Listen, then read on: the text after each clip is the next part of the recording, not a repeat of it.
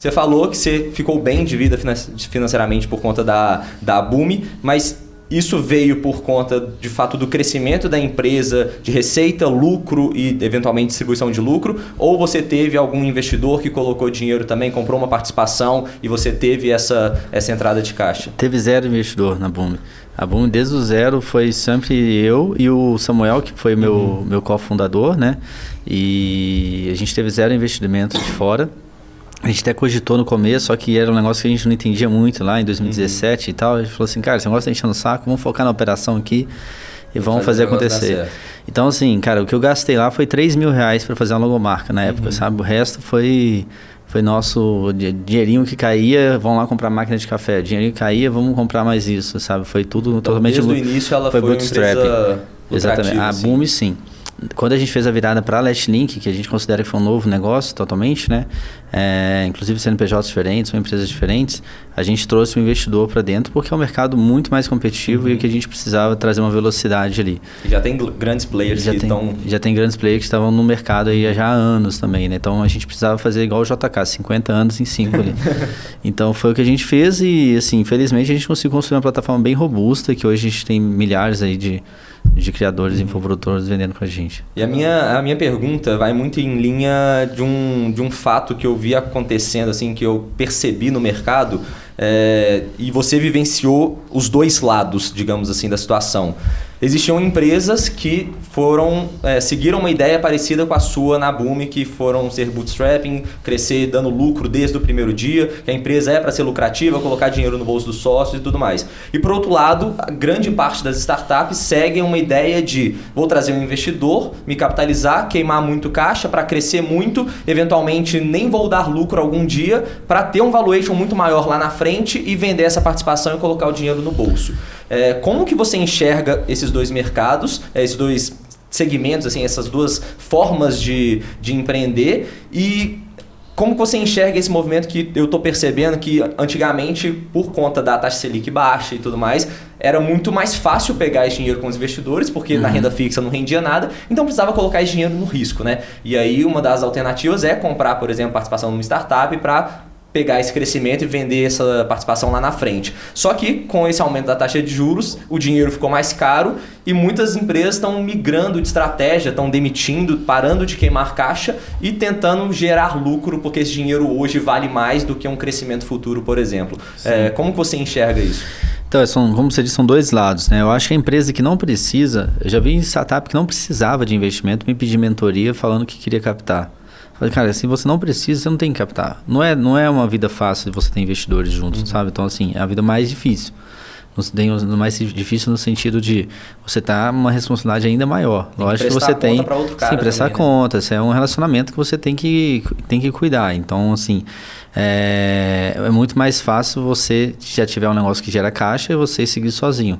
Mas claro que se você tem desafios pela frente, que você precisa acelerar, se ganhar velocidade, lógico que tem que trazer um investidor para dentro. Então, acho que são dois lados, você tem que entender o seu tipo de negócio, o tamanho do mercado e, enfim, várias variáveis para avaliar se faz sentido você ir atrás do investidor. O fato é, o mercado ele piorou muito para quem está buscando investimento desde o começo desse ano, né? Então, assim, para essas empresas, desde as empresas que lançaram na IPO, empresas listadas na Bolsa nos Estados Unidos, a maioria delas caíram muito. Empresas que chegaram a cair 90%. E até aqui no Brasil também. No Brasil também. Os últimos IPOs todos despencaram. Despencaram bem. E aí o desafio deles todos é o quê, cara? Agora se tornar uma empresa lucrativa. Por quê? Essas empresas passaram a ser comparadas com outras empresas listadas na Bolsa. Como a taxa de juros ela é muito alta agora, tanto lá fora, tanto aqui, os investidores olham para o que fazem o quê? Vou investir na Bolsa, ou vou investir nessas empresas que vai trazer um retorno de longo prazo, porque a expectativa de trazer um retorno dessas empresas era de longo prazo, porque elas iam gerar uma coisa exponencial. Como eles têm um retorno de curto prazo muito alto com a taxa de juros e um retorno mais garantido, começou a competir esses investimentos, começaram a ir para lá. Só que eu vejo que não vai ser algo que vai se durar para sempre, são cíclicos, sabe? Então eu acho assim, talvez 1 ano e meio, talvez 2 anos, isso volte a restabelecer. Não acredito que vai voltar como antes, estava exagerado também. Então acho que tinha muita startup que não faturava, a gente desde o começo a gente captou investimento, a gente já faturava relativamente bem. Então Então, assim, quem trouxe investimento para dentro, que não faturava, que trouxe valuation muito alto, está se enrolando porque não vai conseguir captar num valuation maior, sabe?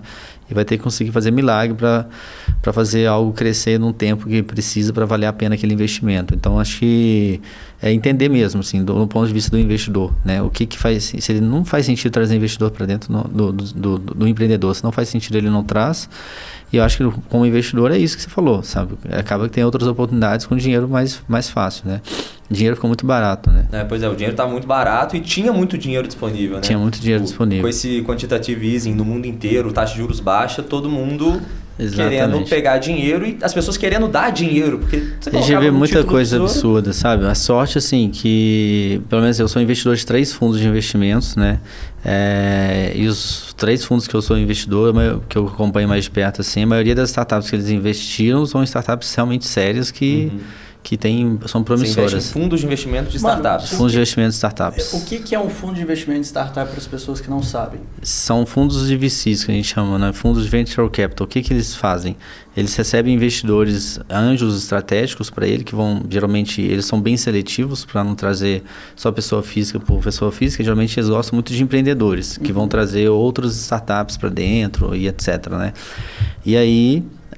e esses fundos são os fundos que investem nas startups. Então, eu invisto num fundo, como se fosse um fundo da bolsa mesmo, né? Mas só que é um fundo privado. E eles investem nas startups. E eles têm os FII deles, eles têm a taxa de sucesso deles. Então, para você não ter que procurar startup por conta própria, eles fazem esse serviço. Eles fazem esse serviço de ir atrás e geralmente investem é muito louco, com a tese deles. Eles têm uma tese